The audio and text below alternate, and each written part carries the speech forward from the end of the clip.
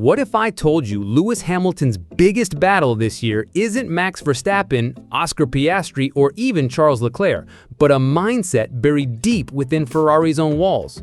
While the official narrative pleads for patience and points to adaptation time, insiders see something more troubling: a cultural clash over who defines how the SF25 should be driven.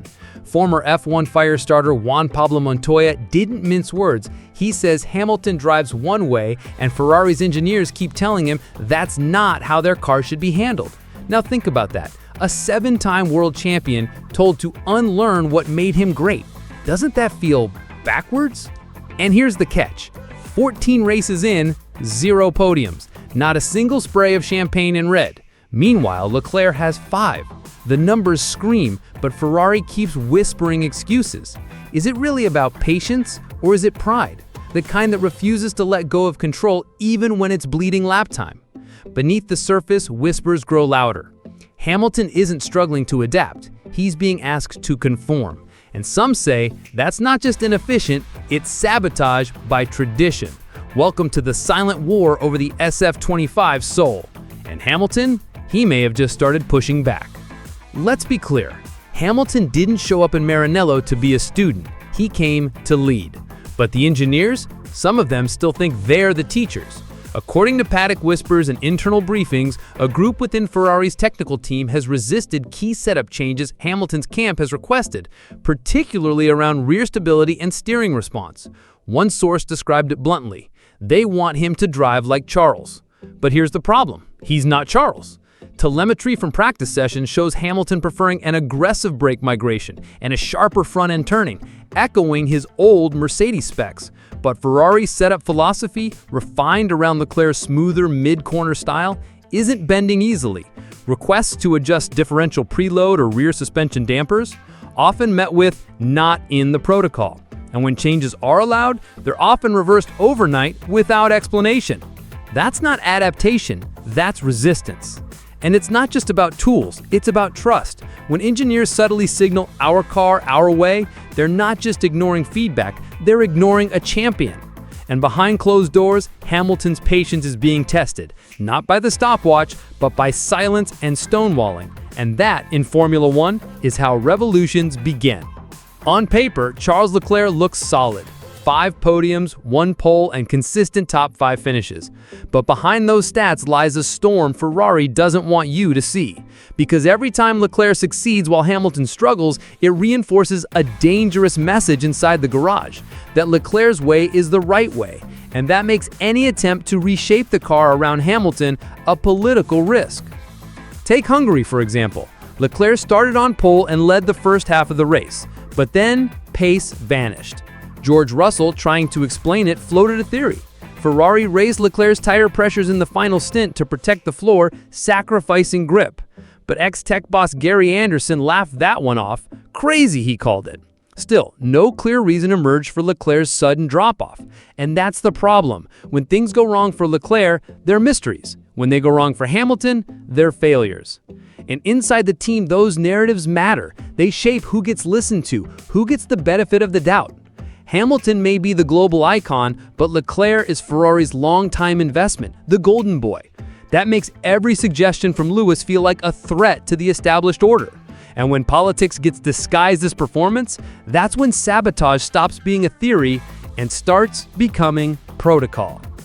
Are you upset with me or something? That question from Lewis Hamilton, crackling over team radio during Monaco's cooldown lap, wasn't just a moment of emotion, it was a siren.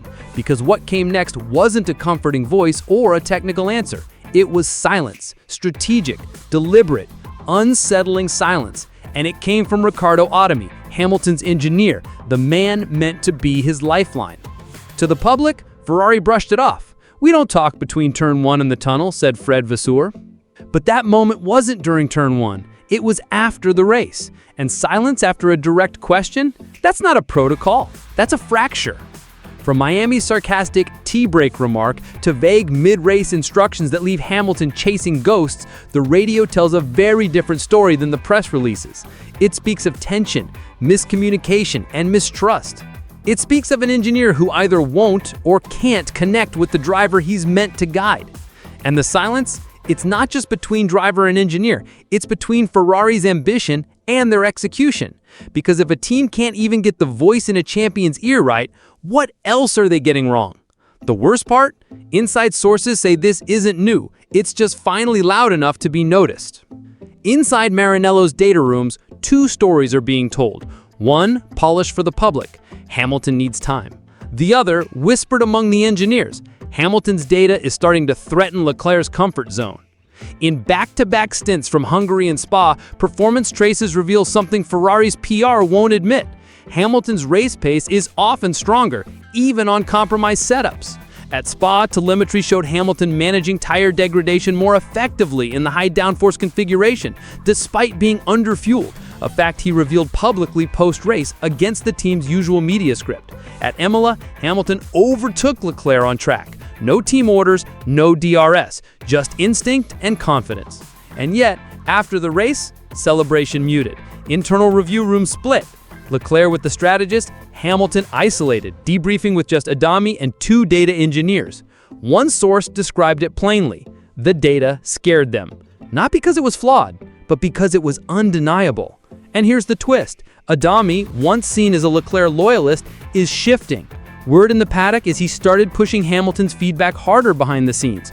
Quietly, carefully, but it's there. And that's why tension is rising, because the numbers no longer justify the hierarchy. And when data and status collide in Formula One, only one survives. After Spa, this shift became visible, not on the timesheets, but in the posture.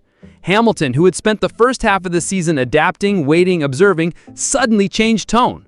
Post-race, he didn't hide behind PR filters. He said it plainly. We underfueled for the wing we had. No blame, just exposure.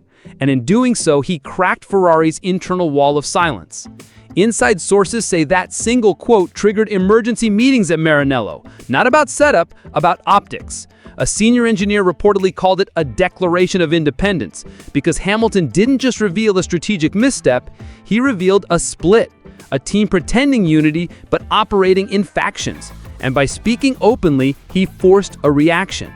And now, strategy briefings look different. Hamilton gets earlier access to scenario planning.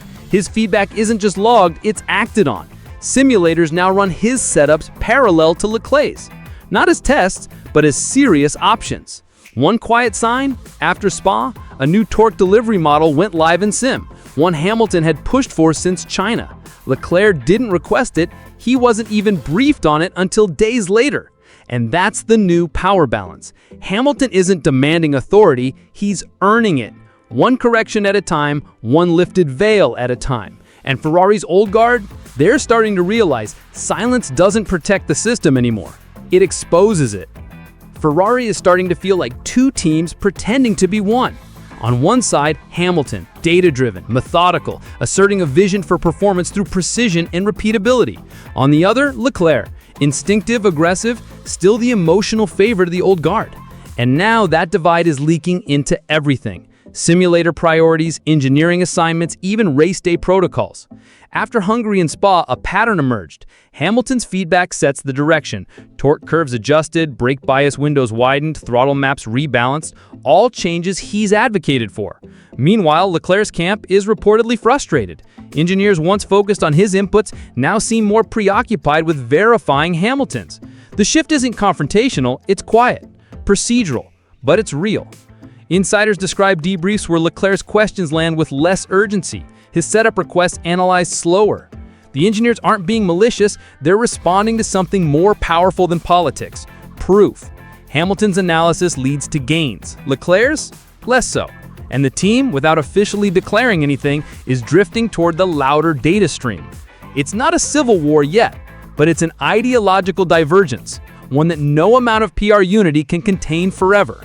And with Monza approaching, Ferrari's home turf, the risk isn't just lost pace, it's a team forced to pick a side. Not in words, but in actions.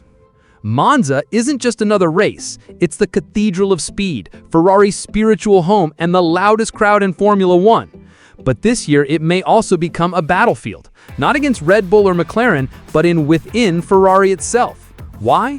Because the silent divide is now impossible to ignore.